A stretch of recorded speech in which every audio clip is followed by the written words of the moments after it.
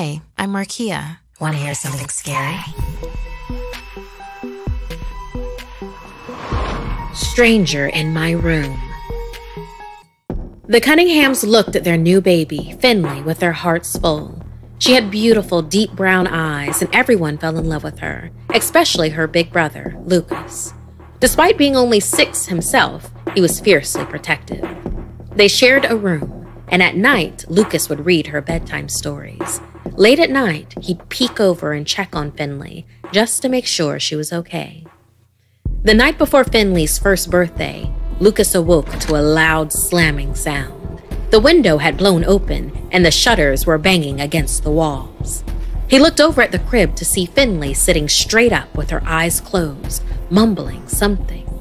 She had barely started to say mama or dada yet, so it was unusual for her to be babbling so much. Then she fell silent.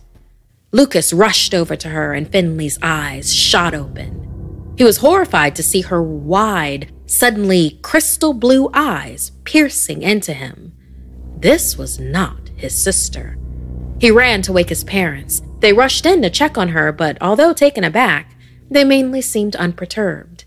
They said sometimes a toddler's eye color can change, but Lucas felt no such sense of relief. Over the next few weeks, Finley grew fussy. She didn't want to be held. She cried nonstop, and she destroyed the books Lucas used to read to her. Again, his parents explained that she was approaching the toddler phase, and this was normal. But Lucas had a gut feeling they were wrong. He had a feeling it would get worse, because now he didn't know why, but he was afraid of the sister he'd once adored. Over the next couple of years, Finley grew mean and developed a vicious temper. She threw things at her brother, destroyed his toys, and even bit him. By 3 1/2, their parents were at their wits' end. They couldn't have company over because her tantrums were too much. They were just this side of dangerous. The only thing that calmed her down was coloring with a red crayon. She'd draw, then scribble over the same pictures over and over again. It was always 2 fairies. One day, when she was oddly quiet, Lucas bravely asked her about the fairies. She said they were her real mommy and daddy, and one day they'd come back for her, and she'd make them pay for what they've done. Lucas was upset and scared. Grabbing her hands, he snapped, yelling that their real mom and dad were in the kitchen. Finley screamed and began hitting him. Her eyes rolled back into her head. She grabbed a sharp pencil and sliced at his face and throat. Blood splattered all over their teddy bears. Lucas's parents rushed in. They grabbed Lucas and rushed him to the hospital. Fortunately, he had survived the attack from Finley, but his parents didn't know what to do, blaming themselves for raising such a naughty child.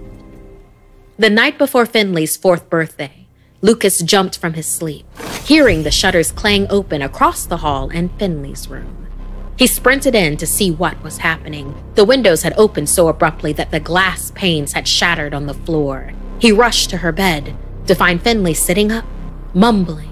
As she slowly opened her eyes, he gasped. They were the same deep brown as the day she was born. She reached for Lucas with a smile on her face, something she hadn't done for years. Their parents ran in, wondering what all the noise was, and she ran into their arms. They hoped for a happy end to this mystery. But doctors and psychologists had no answers.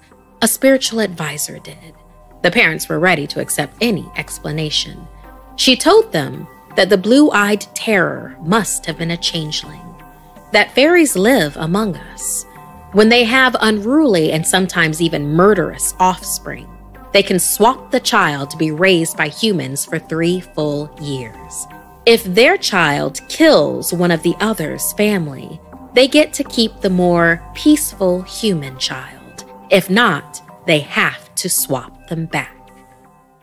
The only thing the real Finley remembered was sitting with the fairy mother on the night the changeling was brought home.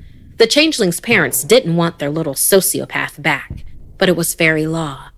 As Finley and the changeling toddler were exchanged, she felt a dark energy. She looked out of the window and saw the monstrous fairy youngster with red, beady eyes. In the magical realm of the fairies, it would gain more power than it ever could in ours.